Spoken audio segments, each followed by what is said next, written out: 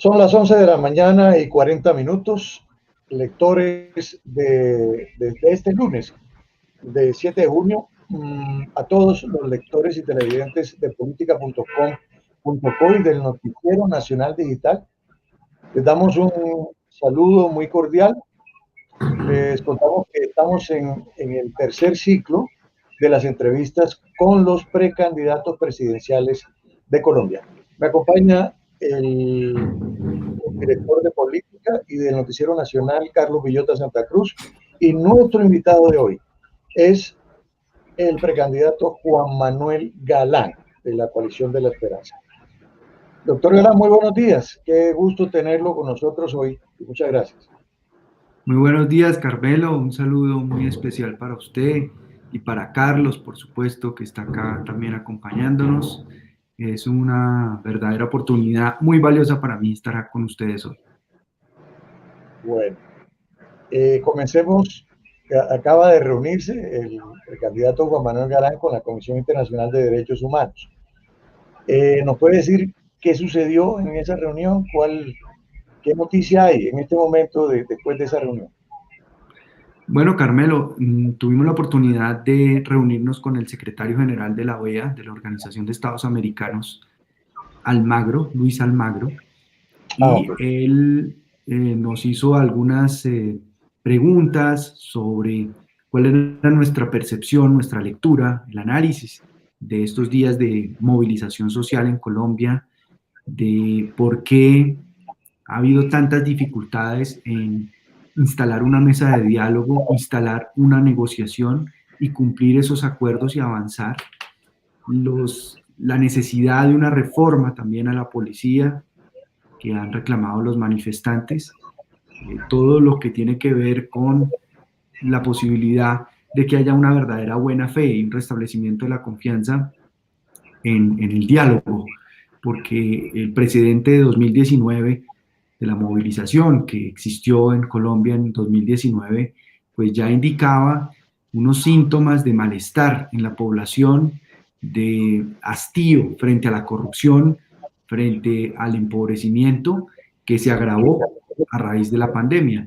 Entonces, todas esas reflexiones sobre la importancia también de la presencia de la Comisión Interamericana de Derechos Humanos, y que tenga plena libertad para entrevistar, para desplazarse en el país, para recopilar los insumos que necesite recuperar y recoger para elaborar un informe lo más fehaciente y lo más objetivo posible sobre las denuncias gravísimas que se han presentado de violaciones a los derechos humanos, los asesinatos de medio centenar de jóvenes, los desaparecidos que se han reclamado y se han denunciado. Todos estos temas le hicimos un llamado de atención al secretario general de la OEA para que pues, los tenga muy en cuenta en sus pronunciamientos y en la labor que va a hacer, por supuesto, como órgano independiente, el Sistema Interamericano de Derechos Humanos a través de la Comisión.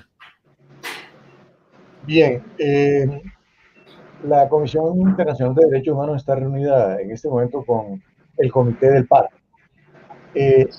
Nosotros como periodistas y muchísima gente en Colombia se pregunta por qué traer a la Comisión Internacional de Derechos Humanos, que actúa cuando las instituciones de un país pues no actúan, es decir, o por lo menos no toman cartas en la situación.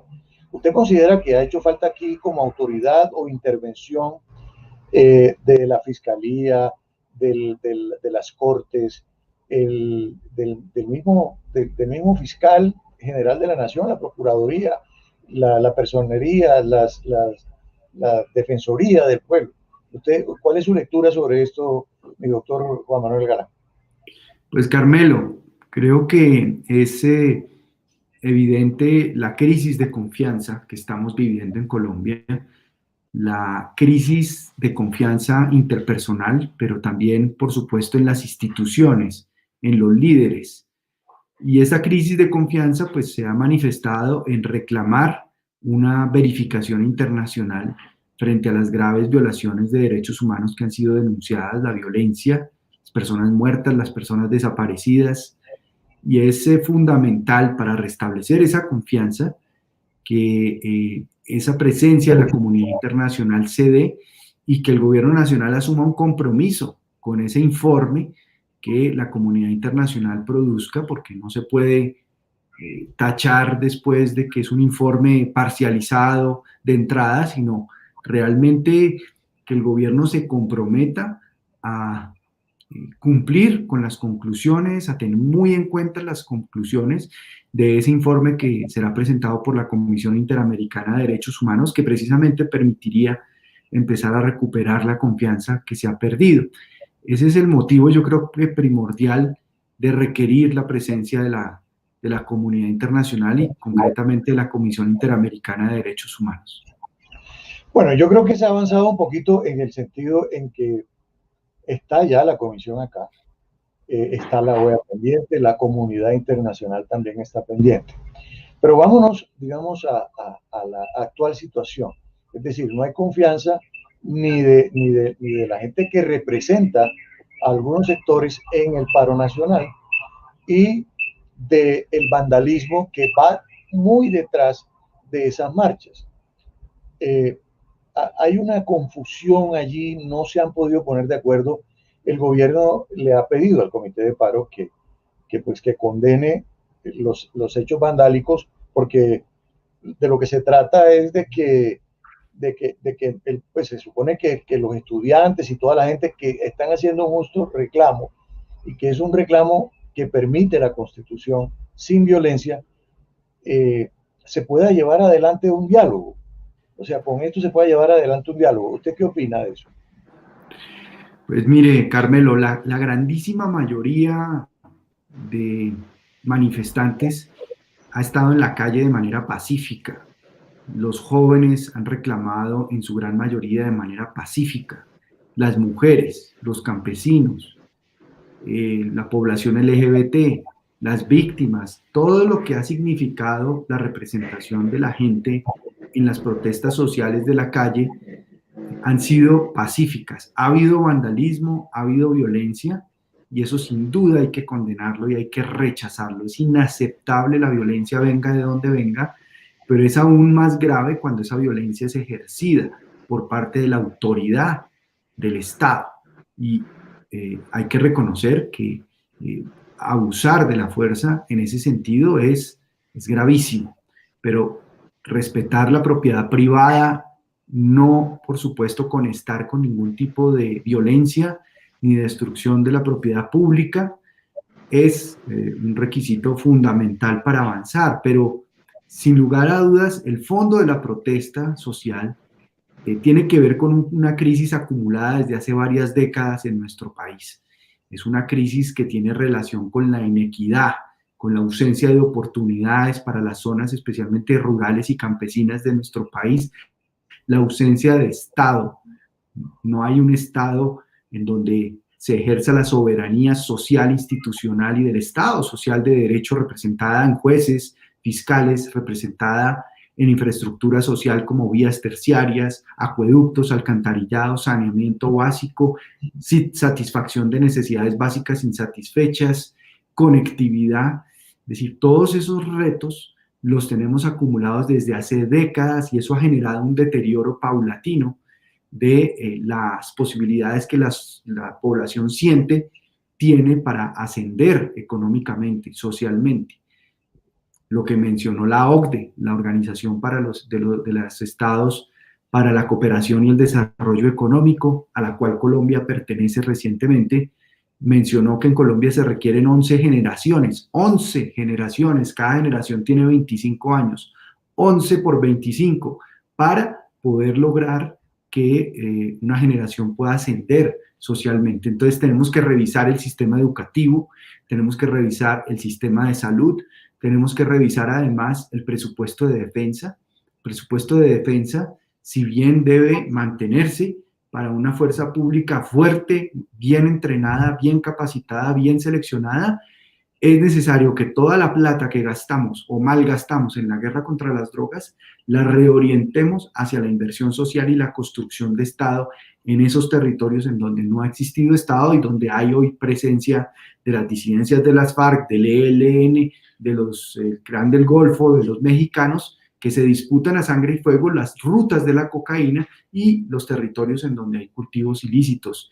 Todos esos retos se han ido acumulando, Carmelo, a lo largo de los años, de las décadas, y hoy en día, pues la manera de superar es construyendo acuerdos, superar esta problemática. Los extremos hoy, tanto el extremo de la izquierda como el de la derecha, ninguno es capaz de construir acuerdos que unan al país, que unan sectores que son definitivos en su contribución para avanzar y superar estos problemas y hacer las reformas estructurales que el país necesita. El centro sí puede tender puentes, puede construir reflexión, puede recoger lo mejor sin necesidad de que piense como pensamos nosotros. Es decir, nosotros creemos es en un liderazgo colectivo, no un liderazgo personalista, caudillista, mesiánico, sino realmente en donde hay que ponernos de acuerdo, hay que unir esfuerzos, hay que construir un diálogo de buena fe, no como lo que hizo el gobierno en la protesta del 2019, que promovió un diálogo realmente dilatorio,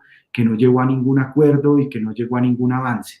Y si el gobierno no ha entendido eso que pasó en el 2019 como una lección para no volverla a aplicar en este momento, pues entonces, al parecer, lo que están buscando es que la situación se agrave y no que la situación mejore y se solucione. Pero, doctor Juan Manuel, miremoslo bajo este punto de vista. Es decir, hay una situación en donde no hay acuerdos, hay una dilación por las partes. ¿Cuál sería el consejo de ustedes a las partes para ver si salimos de esto? Porque mire, o sea, económicamente, además de la pandemia, es decir, de la cantidad de gente que ya se está muriendo, es decir, y la gente infectándose a lo loco, eso va a cobrar muchas vidas también. Y eso se ha generado por las aglomeraciones, por el vandalismo, etcétera. Entonces, ¿cómo hacer? Y la actividad económica con los bloqueos, que ha sido la parte más álgida del cuento, o de todo lo que está pasando, también, es decir, necesitamos salir de eso. ¿Cuál sería su mensaje para las partes, para el comité de paro que representa y para el gobierno nacional? Bueno, yo haría un llamado a que se retome el diálogo y que ese diálogo pudiera ser público, Carmelo. ¿Por qué el presidente, en lugar de pues, todas esas horas que le dedicó a transmitir su programa de prevención y acción, por qué no abre el espacio de la televisión pública para transmitir en vivo y en directo las conversaciones, los diálogos que buscan construir acuerdos entre los representantes legítimos de la protesta, en donde debe haber una mayor representatividad y representación de varios sectores que no se sienten representados en el comité de paro, como por ejemplo los jóvenes que han reclamado una representación mucho mayor, una representación distinta a la del comité de paro, y yo creo que deben ser escuchados, pero esos diálogos deberían ser públicos para saber en qué han consistido, para ponerlos de cara al país, para que el país que está en la calle manifestando también pueda ser testigo directo de lo que se está dialogando y de lo que se está acordando. Yo creo que sería una medida de transparencia y una medida para saber exactamente en el diálogo la intención de construir acuerdos. Pero el gobierno, Carmelo, creo que tiene una responsabilidad especial y es con las formas, con los gestos, con las señales. Hasta ahora no se le ha escuchado al gobierno una sola declaración de empatía con las víctimas de la violencia en este mes de paro y de movilización social. Realmente los mensajes han sido más tendientes a criminalizar la protesta social, a reducirla a un grupo de vándalos que destruyen la propiedad privada, que destruyen la propiedad pública, y eso ha sido lo que han querido resaltar, como si la protesta social en Colombia se pudiera reducir a eso. Claro que rechazamos la violencia, claro que rechazamos el vandalismo, pero la mayoría de la protesta social que se expresa hoy en Colombia es civilizada, es pacífica, es justa, es legítima, y el gobierno no ha tenido mensajes que tengan eco en esa gran mayoría de los ciudadanos que está reclamando sus derechos en la calle en este momento, y eso ha generado también un sentimiento de irrespeto para la protesta social, un sentimiento de no reconocimiento, de invisibilidad de menosprecio, y yo creo que esas señales han sido muy negativas para poder avanzar en el diálogo y en la construcción de acuerdos, además con verificación, porque si no hay un garante de estos diálogos y de los acuerdos que se obtengan en estos diálogos, de su cumplimiento, pues va a ser muy difícil que la gente confíe en esos acuerdos. Sí, digamos que estamos de acuerdo en qué cosas. ¿En qué cosas? Estamos de acuerdo en que obviamente la protesta es más que justa y es constitucional. El problema aquí es que se unen las dos cosas, se han unido simultáneamente. El gobierno le ha pedido al comité de paro, que es el interlocutor que existe, porque no hay mesas con otras personas como los estudiantes o como otras personas, y lógico, no van a sentar a los narcotraficantes o a los venezolanos que se ha demostrado que están haciendo vandalismo, y vandalismo que es pago. Entonces, todos esos temas preocupan al gobierno. O sea, nadie está diciendo que la protesta no sea válida, etcétera, pero ¿cómo desligar eso? Es decir, ¿cómo desligarlo? Ahí donde tenemos el cuello de botella y el punto álgido que hay que resolver. Es decir, hay que resolver. Entonces, yo como periodista y como colombiano, que amo a mi país como el que más, yo diría que hay que hacer propuestas, por ejemplo, es decir, hacer marchas organizadas por 3 vías de Bogotá, por 3 vías de Barranquilla, y que la policía se comprometa a cuidar a la gente y que no entren los vándalos. Pero si los alcaldes, que hay una falta de autoridad tangible, es decir, porque por constitución los alcaldes son los jefes de la policía en cada ciudad. Entonces, si no se reglamentan las marchas y cualquiera puede salir a protestar en los barrios, pues el vandalismo llega porque tiene que llegar, sobre todo que hay algo organizado para que ese vandalismo se registre. Yo, por ejemplo, hago esa propuesta. ¿Usted qué lectura le da? Bueno, esa es una propuesta que se puede, por supuesto, debatir y sopesar, y si contribuye a que las marchas no tengan desmanes y no haya aprovechamiento de esa manifestación legítima, democrática de la gente en las calles para armar caos porque es que la protesta social, créame, Carmelo, es la primera que reconoce que uno de sus principales enemigos son esos vándalos. Porque esos Claro, vándalos, cuando cometen vandalismo, cuando destruyen propiedad privada, destruyen propiedad pública, ¿a quién desprestigian? A la protesta social, porque todo el mundo o mucha gente y sobre todo el gobierno los quiere asociar con la protesta social. Entonces, creo que los propios manifestantes, los propios protestantes ya entienden que ese es uno de sus principales enemigos, porque es un argumento que se utiliza para deslegitimar a la protesta. Pero esa propuesta puede ser importante considerarla y puede ser importante debatirla, pero es muy importante que el gobierno envíe señales claras.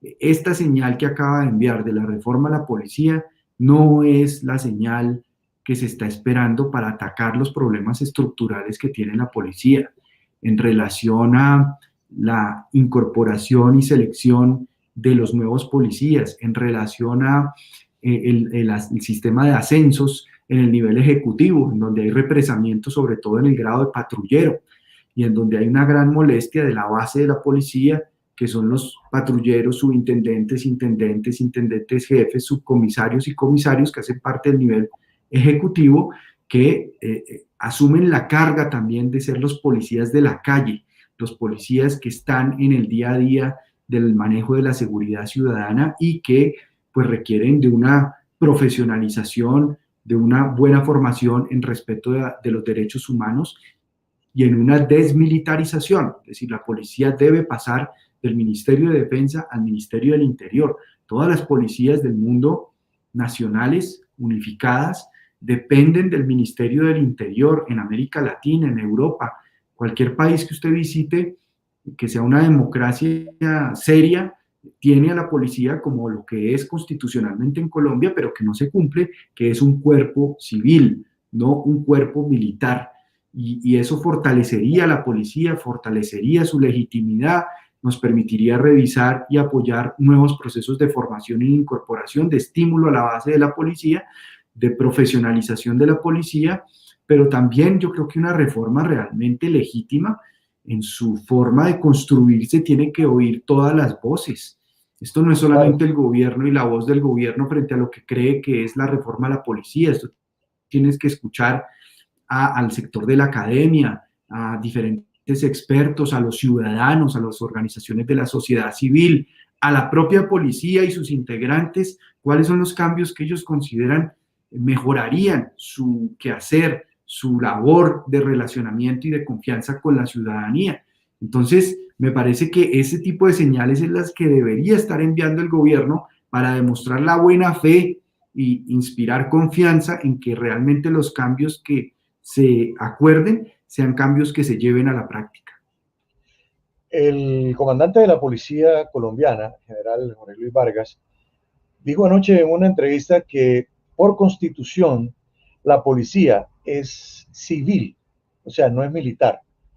Y defendió pues, que todavía no era tiempo mientras no se hicieran las reformas que están planteadas y seguramente pues, van a recoger opiniones, que pasara al Ministerio de la Defensa. Yo personalmente no sabía, le cuento, no sabía. Es decir, que por constitución es un cuerpo civil. Bueno, vamos a darle paso a don Carlos Villota Santa Cruz, que le tiene también varios interrogantes, el doctor Galán. Carmelo, muchas gracias, doctor Juan Manuel. Muy buenas tardes, ya son los 12 del día, 1 minuto. Un gusto saludarlo. Su generación no ha vivido un día de paz. Usted vivió en carne propia lo que fue la gestación de la Asamblea Nacional Constituyente de 1991, que nos da vida a una carta política que ha sido reformada en muchos momentos de nuestra historia en los últimos 30 años, que a propósito se cumplen este 4 de julio. Está hablando en este momento la calle. Se está cambiando la democracia no solamente en Colombia, ya habló Asia, ya habló Europa, está hablando América Latina, pero el trasfondo de todo esto tiene que ver con que la guerra del Estado se está perdiendo en el ciberespacio, en las redes sociales. ¿Cómo corregir esa situación teniendo en cuenta además que esta generación lo que está reclamando son oportunidades y educación? Con la muy buenas tardes. Bueno, muy buenas tardes, Carlos. Pues es muy importante y ha sido un reclamo generalizado cuando se habló o se agitó la idea de una constituyente, fue generalizada la reacción en relación a cumplir con la Constitución del 91, que no se ha cumplido, que no se ha ejecutado, no se ha llevado a la práctica, de cumplir, por ejemplo, con los objetivos de desarrollo sostenible que nos dan un horizonte al 2030, con unos indicadores, con unas metas que pueden ser cumplibles para Colombia si todos nos organizamos como sociedad y le apuntamos a hacer realidad estos objetivos de desarrollo sostenible antes de la década del 2030 y si cumplimos y llevamos a la práctica acuerdos tan importantes como el proceso de paz. El proceso de paz hay que cumplirlo, no para cumplirle a las FARC simplemente, que se le debe cumplir a quienes honraron su palabra en las FARC, a quienes no honraron la palabra, a las disidencias de las FARC, que el Estado las combata y que les imponga todo el peso de la ley y además la traición al pueblo colombiano que les dio la oportunidad de hacer la paz. Pero no es ni siquiera para cumplir con eso, es para cumplir con esas décadas de incumplimiento en relación a las causas estructurales de la guerra y la violencia en Colombia. Me refiero a dos de ellas. El punto 1, que es el punto agrario, en donde no hemos resuelto la propiedad, el acceso, la vocación, el uso de la tierra, una política integral de desarrollo rural, una atención social interagencial en los territorios en donde no ha existido Estado, especialmente los territorios rurales, el catastro multipropósito, en fin, son muchos los frentes de trabajo que tenemos en ese primer punto agrario de desarrollo rural. En el segundo punto también, que es la participación política. que ha sido otra de las grandes causas estructurales de la violencia y la guerra en Colombia, el cerramiento de los espacios de representatividad, representación, interpretación política para los ciudadanos. Y en el nuevo liberalismo, que estamos intentando desde hace 4 años recuperar una personería jurídica que se perdió por acción de la violencia y del exterminio que sufrió el nuevo liberalismo, no solamente en cabeza de Luis Carlos Galán, sino de varios de sus integrantes, alrededor de 50 exconcejales, exalcaldes, militantes que fueron sistemáticamente asesinados, que esa personería jurídica contribuya a abrir espacios de representación política para muchos sectores que hoy están en la calle manifestándose pacíficamente y que no encuentran en las opciones tradicionales, en los partidos tradicionales, ese espacio para recibir representación de su vocería, de sus problemas, de sus inquietudes, de la necesidad de encontrar soluciones desde el poder. Entonces, creo que si atacamos esos temas, vamos a poder avanzar en el desarrollo de una agenda con una visión de mediano y largo plazo, no solamente siempre viendo el incendio del día y cómo lo apagamos, sino teniendo un poco la capacidad de prospectiva hacia dónde queremos ir los colombianos, cuál es nuestro sentido de nación que nos va a permitir encontrar un rumbo sostenible, sostenido, de respeto con el medio ambiente, pero también de respeto por la dignidad humana. Doctor Galán, en el debate en la calle se escuchan y le traslado inquietudes de los ciudadanos. ¿Será que la solución está en instaurar, por ejemplo, el voto obligatorio? Hay desconfianza del sistema electoral colombiano, no solamente de esta generación, sino de las que anteceden y las que vendrán. Ese es un punto esencial. Y el otro tema es esa lucha larga frente al fenómeno del narcotráfico. Lo hizo su padre, lo ha hecho usted desde el Congreso de la República. A las personas que no lo conocen de esta generación, usted tuvo la oportunidad de integrar la comisión primera, la comisión constitucional del Congreso de Colombia, la más importante del cuerpo legislativo, fue su presidente. También estuvo en otras esferas del ámbito legislativo, trabajando por articular esa Colombia que hoy está hablando en la calle. ¿Cree usted que la solución podría ser esa verdadera reforma electoral, esa verdadera reforma pensional, pero también acompañado con el voto obligatorio para invitar a los ciudadanos a que se expresen en las urnas?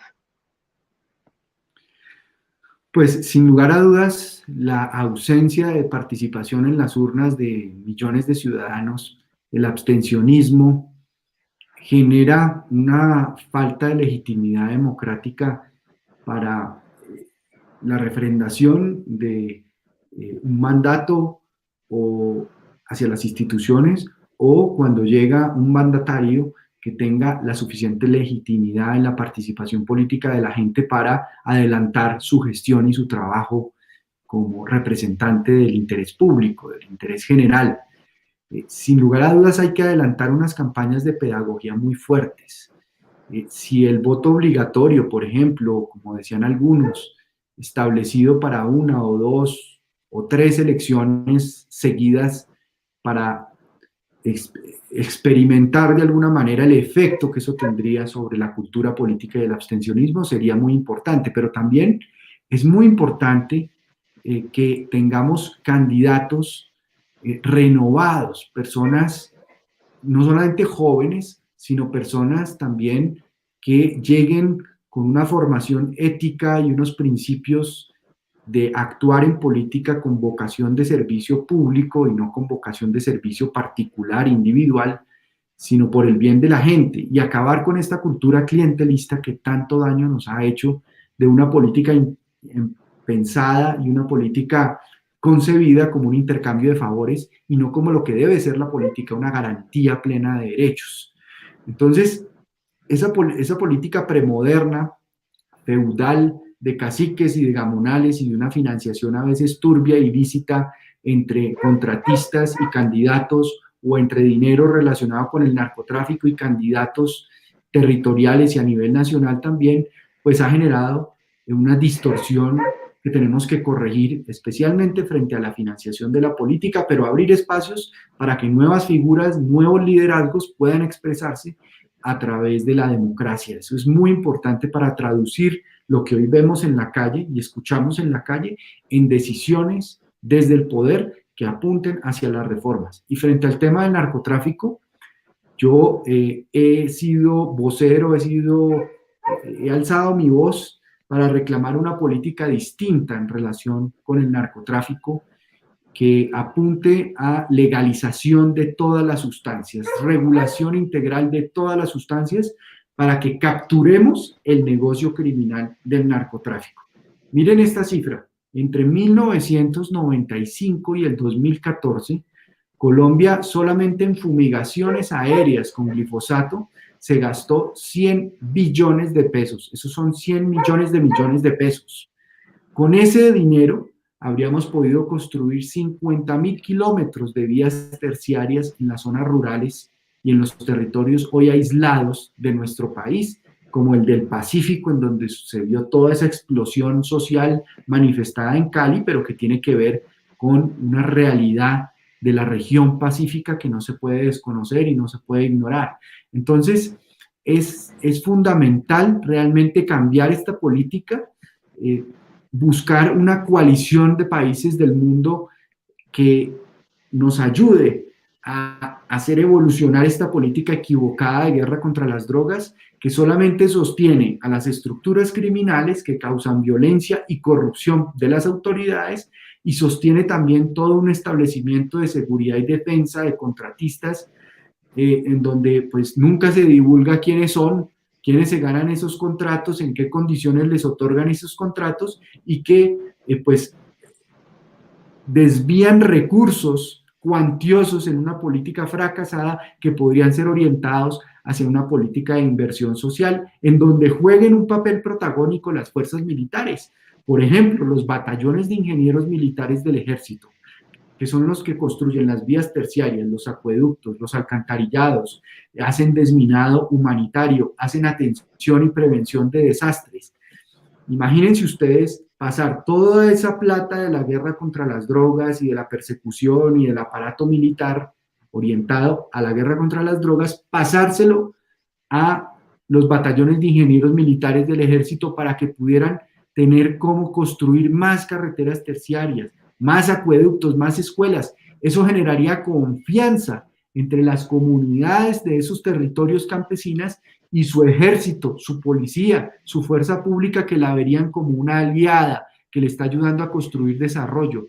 Pero si lo que hacemos es que la imagen de esas comunidades son unos aviones que pasan fumigando veneno que causa cáncer, que causa linfoma, que causa abortos no provocados, que genera demandas, que presiona la deforestación, porque usted fumiga acá y eso tiene un efecto globo y deforestan más bosque nativo, más selva, se destruye el medio ambiente. Entonces, desde todo punto de vista, esta es una política que fracasó y es una política que hay que reformular y hay que proponerla con base en la evidencia, en la experiencia de más de 50 años de guerra contra las drogas que hemos tenido desde que el presidente Nixon en 1971 declaró la guerra contra las drogas, y en donde Colombia tiene todo el derecho a reclamar un nuevo enfoque, una nueva política.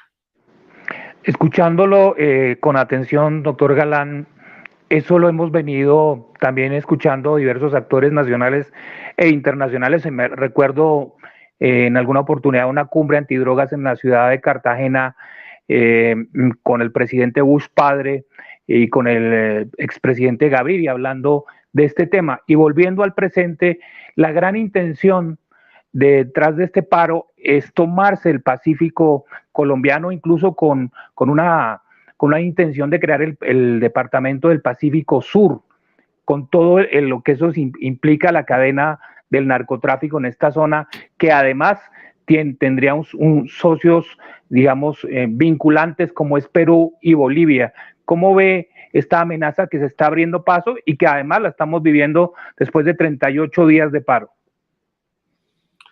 Bueno, yo creo es que tenemos que recuperar escenarios de integración regional internacional que se perdieron por efecto de la polarización y de la ideologización de las relaciones exteriores de Colombia con sus vecinos. Esos bloques de países entre los de izquierda y los de derecha que han dividido al continente, pues han generado pérdida de oportunidades para que Colombia en el escenario latinoamericano tenga una mayor cooperación de Estado a Estado con sus vecinos. Y yo creo que esa senda de la cooperación internacional la debemos recuperar, porque, repito, perdemos oportunidades de pesar mucho más en la escena mundial, en la escena internacional y defender todos unidos nuestro interés nacional, nuestro interés regional como Latinoamérica, que nos conviene. Por ejemplo, el tema de la negociación de las vacunas. Es indudable, es evidente que América Latina no pesó lo que habría podido pesar en las negociaciones de las vacunas porque actuó de manera aislada, cada país por su lado negociando vacunas y no había como un relacionamiento, una cooperación para tener una posición negociadora como continente unificada. Entonces, la cooperación en materia de seguridad, la cooperación en materia migratoria, la cooperación en materia de seguridad fronteriza, de enfrentar las estructuras criminales ligadas al narcotráfico. Todos estos problemas solo se logran enfrentar si hay cooperación entre los estados. Las políticas exteriores, empezando por la de Colombia, deben ser de Estado, no pueden ser de gobierno, no pueden ser un instrumento al vaivén de la política de un gobierno, deben ser posturas de Estado. Por eso se creó la Comisión Asesora de Relaciones Exteriores en Colombia, que acompaña al presidente, al jefe del Estado, al canciller, en la toma de decisiones de política exterior con base en lo que representa el interés nacional. Todo eso lo hemos perdido en los últimos años y debemos recuperarlo porque, repito, está de por medio y está en juego el interés nacional de Colombia. Y yo creo que en este momento uno de los componentes primordiales del interés nacional de Colombia es proponer una nueva política de drogas, porque la que tenemos no solamente no funciona, sino es generadora de violencia, de corrupción. La crisis pacífica, que tiene un caldo de cultivo social gravísimo porque es la zona con mayor índices de pobreza multidimensional, con mayores índices de necesidades básicas insatisfechas y en donde están las rutas de salida de la cocaína. Se encontró hace pocos días un laboratorio evaluado en alrededor de 10.000 millones de pesos que tenía una capacidad de producir 1 tonelada de cocaína al mes.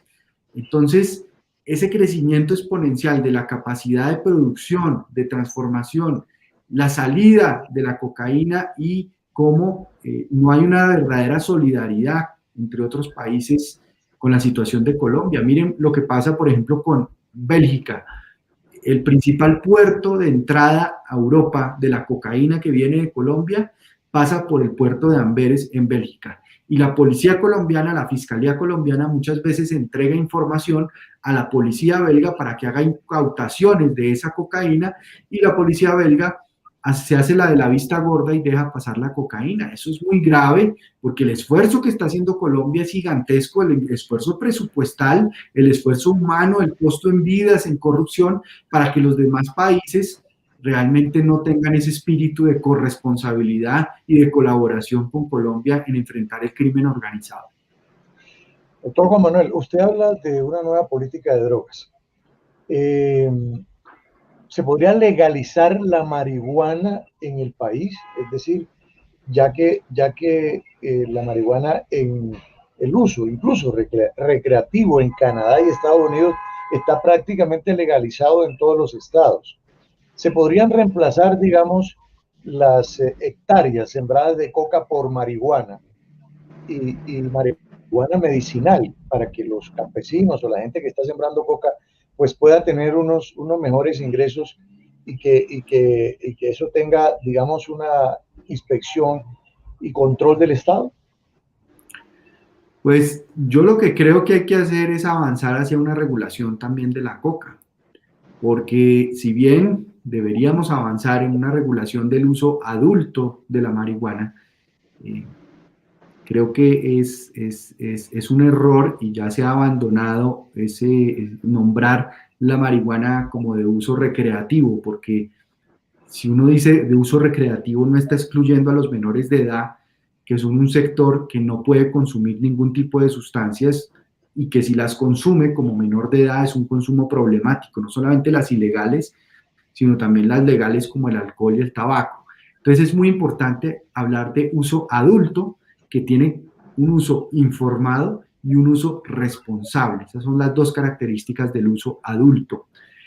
Pero es muy importante que se pueda avanzar en todas las sustancias, Carmelo, porque hay algo que hoy controlan y determinan y definen los criminales que es muy importante.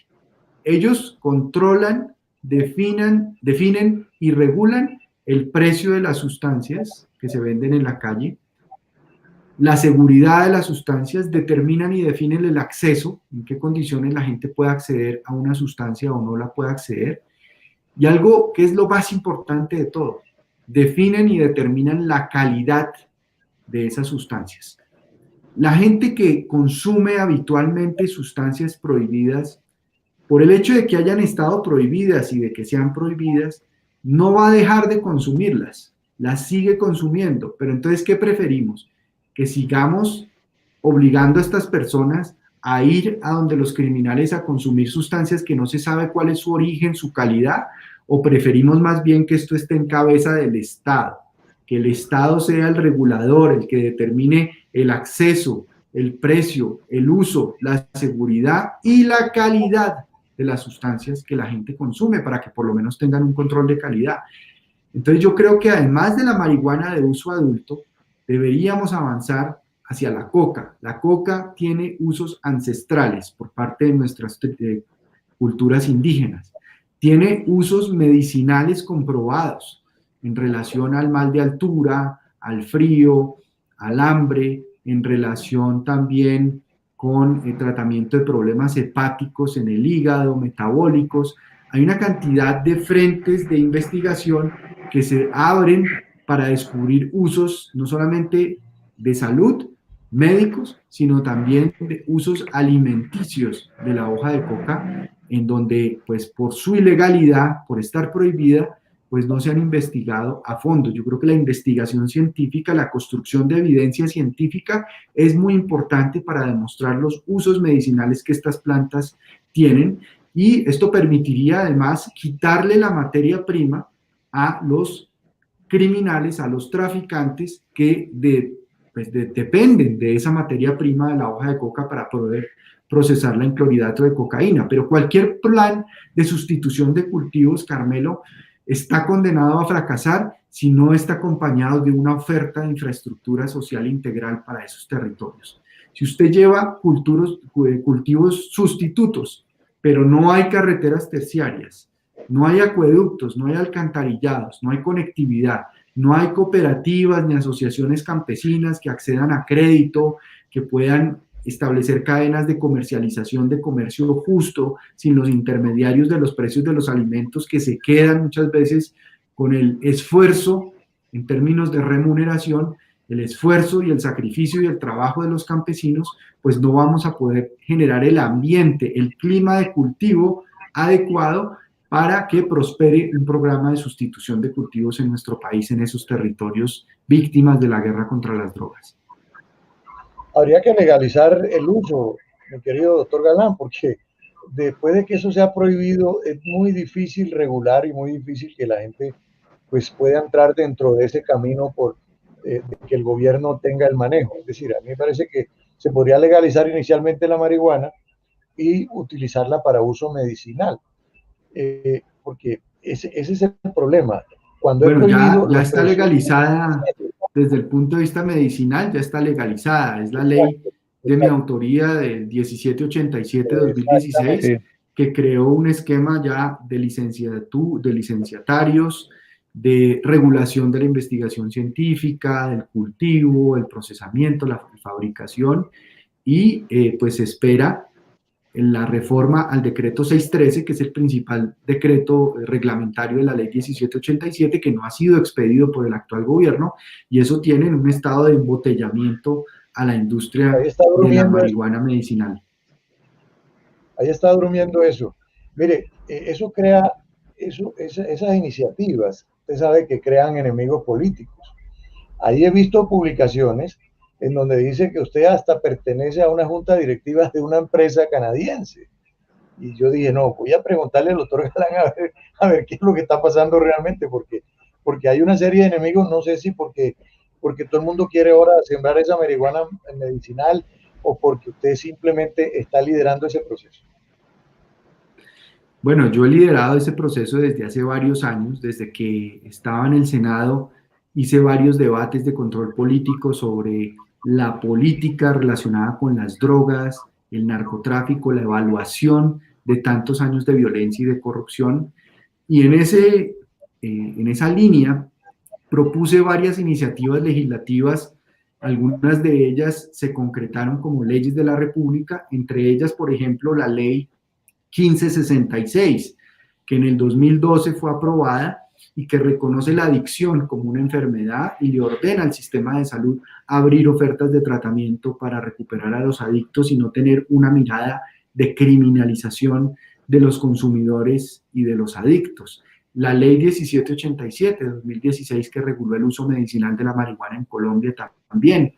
Y pues yo he seguido trabajando impulsando el espíritu de la ley. Por ejemplo, fui promotor de una asociación que se creó sin ánimo de lucro, que le apunta, por ejemplo, a recuperar la priorización en la legislación del uso medicinal de la marihuana hacia los pacientes, de priorizar la investigación científica y de priorizar también a los pequeños productores, que son los campesinos, los indígenas, que han habitado zonas como en el Cauca y en otras zonas del país, y que merecen un apoyo y un respaldo para no quedarse por fuera de esta industria del cannabis de uso medicinal. He hecho consultoría para varias empresas, he dado conferencias y charlas y he tenido remuneración por esas consultorías, pero no pertenezco a ninguna junta directiva de ninguna empresa, ni poseo acciones, ni nada por el estilo que me puedan relacionar con la propiedad de una empresa o de un negocio relacionado con el cannabis medicinal.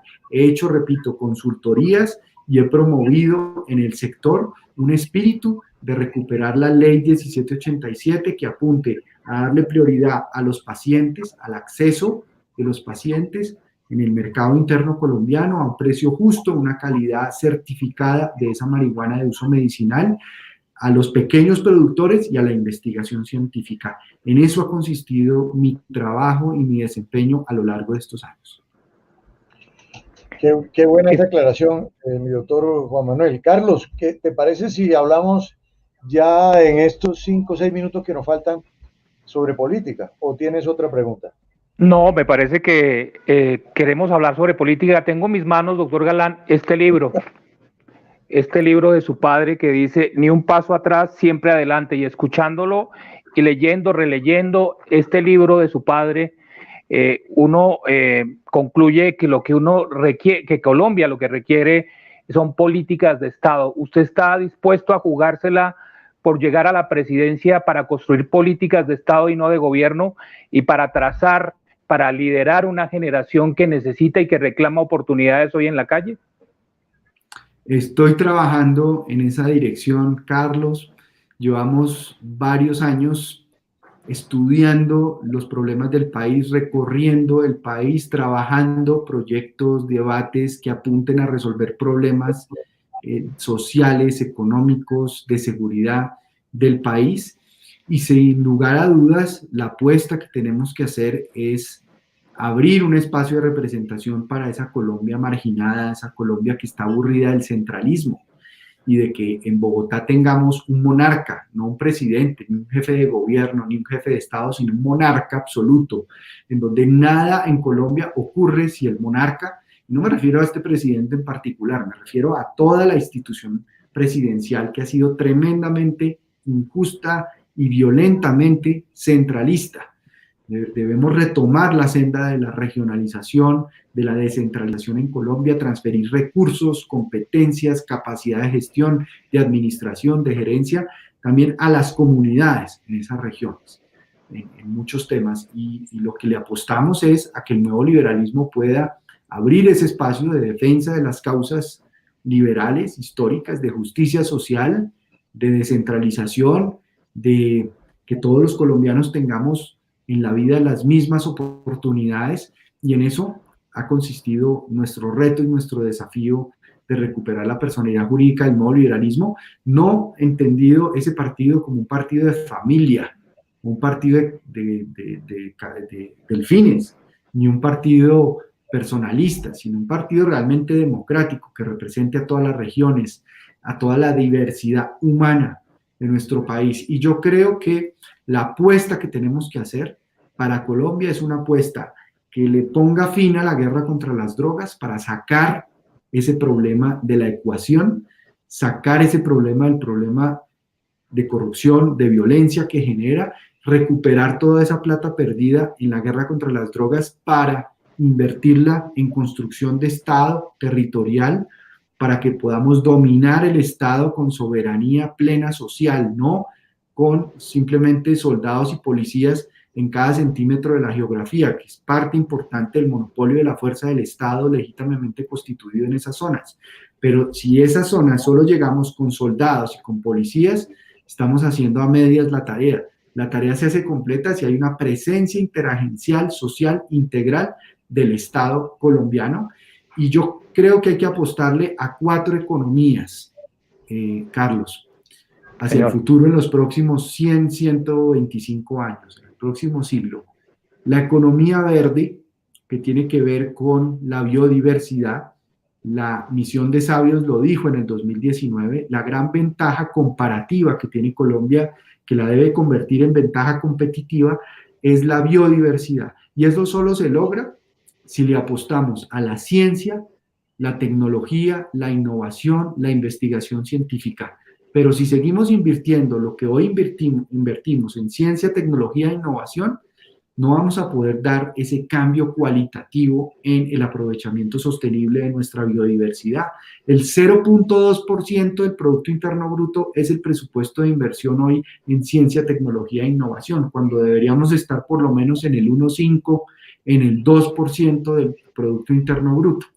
Entonces, primera economía, la verde. Segunda economía, la azul, la que tiene que ver con los océanos. Tenemos salida al Caribe, salida al Pacífico, y no aprovechamos eso porque no tenemos vocación marítima, vocación de explotación sostenible del mar. Somos una potencia hídrica también en generación de agua dulce, de nuestros páramos, de nuestras cuencas, de nuestros ríos, y tampoco hemos enfocado el ordenamiento territorial y la política hacia la protección de esos recursos hídricos.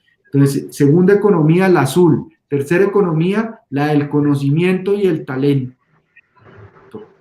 Estimular la formación de conocimiento en nuestra sociedad. Estimular la oportunidad para los talentos. ¿Cuántos talentos artísticos, musicales, culturales, escénicos se pierden porque no reciben oportunidades? ¿Cuántos deportistas que podrían destacarse, representar a Colombia, tener éxito, se desaprovechan porque no cuentan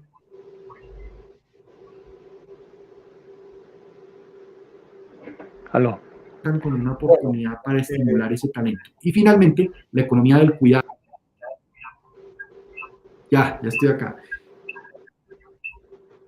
La economía que busque también esa realidad nueva que hay en la población mundial, Carmelo y Carlos, y en la colombiana, que es la transición demográfica hacia una población que se está empezando a envejecer y en donde se generan también nuevas oportunidades para el cuidado de la población, de la gente, porque la robótica, la inteligencia artificial, las nuevas tecnologías van a eliminar muchos empleos tradicionales que necesitamos reorientar hacia esas nuevas economías que he descrito y en donde hay oportunidades de productividad, generación de riqueza y de empleo si apostamos correctamente por esas oportunidades. Carmelo, el micrófono. Doctor Galán, ¿me escucha? Decía Carlos. Ya, sí. Decía Carlos que esta no va a ser la última ni la única entrevista con el doctor Juan Manuel Galán. Podemos hablar con él 3 horas si queremos. Pero siguiendo hablando de política, todos los periodistas nos quedamos esperando qué fue lo que habló el doctor Juan Manuel Galán con el doctor César Gaviria en esa famosa reunión. ¿Usted podría de pronto decirnos algo sobre esa reunión? Porque hubo una separación luego de que usted le entregara la bandera de su padre y por eso el doctor César Gaviria fue presidente de esta nación. ¿Por qué no nos cuenta un chismecito de esa reunión? Bueno, no, pues esa reunión, Carmelo, fue una reunión en donde participamos mi hermano Carlos Fernando, mi mamá, el presidente Gaviria y yo, en donde recordamos y rememoramos toda la época de finales de la década Bueno, tenemos del 80, de la Unión Liberal, de cómo se un problemita de cumplieron esos conectividad. de fundida. ¿Me escuchan? Sí, sí, ahora sí. Sí, señor, tranquilos. Siga, por favor. Reunión cordial, fue una reunión en donde pudimos rememorar toda esa etapa histórica de finales de la década del 80, cuando se hundió el proyecto de reforma constitucional en el Congreso de la República, por incumplimiento por parte del Partido Liberal en ese momento, pero con un ánimo también de mirar hacia el futuro y de buscar que los espacios de participación política puedan surgir, puedan reaparecer en el espíritu también planteado por los acuerdos del proceso de paz que apuntan hacia reabrir espacios de participación política que se cerraron por la violencia, en donde el ánimo nuestro es realmente que esto sirva como espacio de participación para muchos sectores marginados y excluidos de nuestro país, pero no es un proyecto que desconozca el ideario, la filosofía, los principios que el liberalismo histórico ha significado para Colombia, que creemos en ellos y que creemos que pueden interpretar la solución democrática que está buscando y pacífica que está buscando nuestro país. Si hay alguna persona inteligente en política es el doctor César Gaviria y usted lo sabe. Yo creo que él quiere abrir espacios y pues si consideró que era fundamental después de mucho tiempo considerarlos a ustedes dos como aliados en una futura acción política. Pues eso es lo que hemos interpretado nosotros. ¿Estamos equivocados? Pues yo creo que lo importante, Carmelo, es que los acuerdos, los encuentros en este largo camino que aún queda por recorrer para el proceso electoral que se viene el año entrante, sea un camino de diálogo franco, de diálogo sincero y alrededor de construir acuerdos en temas, en reformas, en programas, en ideas que representen y que interpreten al país en este momento, que no se den esos acuerdos de tipo mecánico, de tipo acuerdo de élites, que es lo que siempre hemos tenido como constante en nuestro país y que ha generado frustración, exclusión colombiana. Y creo que en la medida en que ese espíritu de disposición a alcanzar acuerdos, construir acuerdo liberal, es lo que nosotros nos proponemos en el nuevo liberalismo y tenemos las puertas abiertas para quien realmente se comprometa con esos principios y esas propuestas históricas que defendió el nuevo liberalismo y que están consignadas en los documentos que el nuevo liberalismo elaboró durante la década del 80 sobre diversos temas de interés nacional. Doctor Galán, ¿se equivocan entonces, por ejemplo, el expresidente Pastrana, que lo hemos visto muy activo, Andrés Pastrana, cuando hace casi un guiño para una posible candidatura, una nueva candidatura de Germán Vargas Lleras? ¿Usted qué lectura le da a esa acción política? Pues mire, yo creo que en este momento en el país hay tres opciones claramente definidas y la opción que yo represento, en la que estoy trabajando y participando, es la opción que con el tiempo va a ir fortaleciéndose y va a contrastar con lo que son las otras dos opciones, que son los extremos. Por un lado, un extremo que está en el poder, que está radicalizado, que está debilitado, que quiere preservar el poder a toda costa como mecanismo de supervivencia, y por el otro lado, otro extremo que propone un liderazgo que es obsoleto en nuestro país, que es ese liderazgo caudillista, mesiánico, del gran jefe que se las sabe todas y que ordena y manda y hace alocuciones, inclusive como candidato, sino realmente la opción que nosotros estamos construyendo es una opción que no responde a consignas, responde a pensamiento crítico, a liderazgo colectivo, a reconocernos entre diferentes, a construir acuerdos y puentes entre fuerzas distintas, con distinta historia, con distinta trayectoria, con distinta forma de pensamiento también, pero que logramos ponernos de acuerdo en temas éticos fundamentales y temas programáticos. Esa es una franja mayoritaria, cada vez más fuerte, que es la franja del centro, que es la franja que está reclamando y está diciendo en las encuestas de opinión.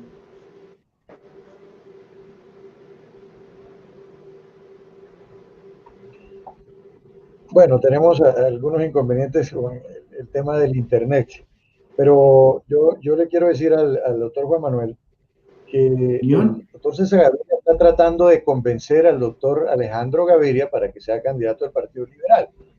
Entonces, él va a ir, él está tratando de ir por el centro, obviamente, está tratando de ir por el centro el doctor Gaviria, pero está convenciendo al doctor Alejandro Gaviria. Y lo tiene ahí a usted también en la coalición de centro, a ver qué pasa en la consulta. A mí me gusta hacer un poquito de especulaciones, pero yo lo estoy mirando en ese panorama político bajo esta lupa, ¿no? Es decir, entonces, por eso le digo yo que el doctor Gaviria es bien inteligente, es decir, él está ahí esperando. Yo no creo que él se vaya a ir por los extremos, él está esperando a ver, tener un candidato propio del liberalismo, pero a su vez poder ayudar y en su persona, pues si usted gana la consulta, y tener su candidato de gobierno. Pues sí, nosotros estamos por ahora, Carmelo, ante todo concentrados en el empeño en el que llevamos 4 años, que es recuperar la personería jurídica del nuevo liberalismo, esperando un fallo favorable de la Corte Constitucional que nos permita reorganizar este movimiento, este espacio político que se perdió por acción de la violencia y en donde esperamos que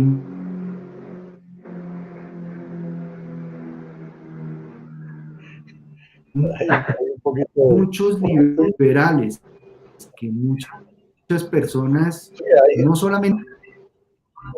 Hay gente liberal ahí en el centro, hay gente de todos lados.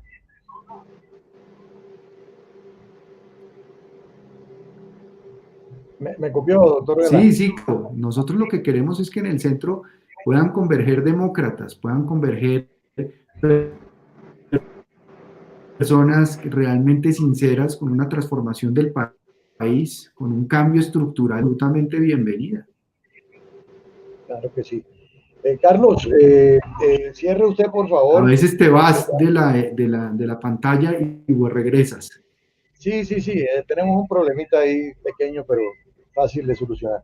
Carlos, por favor, cierre, porque ya cumplimos el tiempo. Gracias, Carmelo, gracias, doctor Juan Manuel Galán. Finalmente, ¿por qué apostarle a su nombre desde ahora a una candidatura que está tomando fuerza y que tiene el eco en los 4 puntos cardinales del país?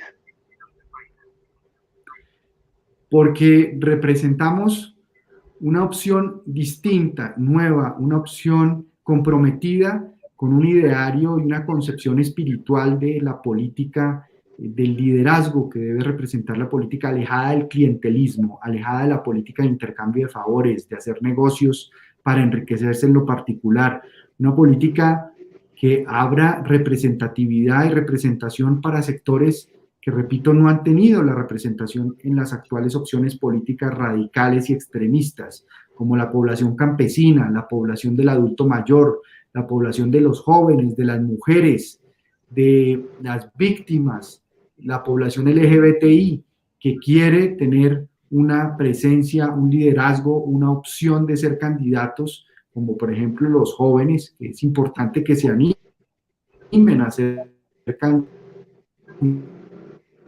candidatos para ocupar esos espacios de participación política y de representación, porque creemos en una Colombia que supere la guerra contra las drogas, que acabe definitivamente con el negocio del narcotráfico criminal, capturándolo, sacándolo de la ecuación para dirigir todos esos recursos hacia la inversión social que requieren en territorios nuestras comunidades. Por todo eso y porque tenemos la mejor opción para estar en segunda vuelta, para triunfar en las próximas elecciones, es que estamos en la construcción de esta propuesta que tiene que ver con un legado histórico, con unas ideas, con unos principios de cómo entender y hacer la política, pero también con ofrecerle a Colombia una visión de futuro, una visión optimista, en donde si hacemos entre todos y construimos entre todos los colombianos unidos las reformas estructurales que el país necesita, vamos a poder construir esos acuerdos y avanzar. Nosotros somos los mejores ubicados para poder construir esos puentes y esos acuerdos que el país necesita. Los extremos solo les sirve lo que piensa el caudillo, lo que piensa el Mesías, pero no hay discusión, no hay crítica, no hay análisis, no hay una disposición de hacer acuerdos incluyendo a fuerzas distintas que no necesariamente piensen como ellos. Nosotros sí creemos que Colombia merece una política de liderazgo colectivo, una política que recupere su majestad, que derrote el clientelismo, que acabe contra el narcotráfico y que represente realmente una esperanza de cambio y de transformación para los millones de colombianos empobrecidos, de la clase media, que se han visto en situaciones de desesperación por la pérdida de ingreso, por la pérdida de la capacidad para alimentarse, inclusive diariamente. Doctor Juan Manuel Galán, muchas gracias por su tiempo, excelente entrevista, y pues estaremos aquí dentro de algunos días o dentro de un mes, 2 meses, cuando sea necesario, de nuevo con usted, Carlos. Pues a nuestros televidentes, a nuestros lectores en política.com, en el Noticiero Nacional Digital, en cabeza de Carmelo Castilla y todo el equipo que hace posible este tipo de entrevistas, que lo que queremos es tomarle el pulso desde ya, qué están pensando aquellos ciudadanos que están sometiendo su nombre a consideración de los colombianos en el país y en el exterior, porque es fundamental también el voto de los colombianos en el exterior, que superan más de 8 millones de colombianos que viven en el exterior. Al doctor Juan Manuel Galán, muchas gracias por acompañarnos en esta mañana y también ya en esta tarde, y estaremos en otra oportunidad, doctor Galán, conversando con usted. Muchas gracias. Muchas gracias, Carmelo, un saludo muy especial. A Carlos, muchas gracias por esta oportunidad.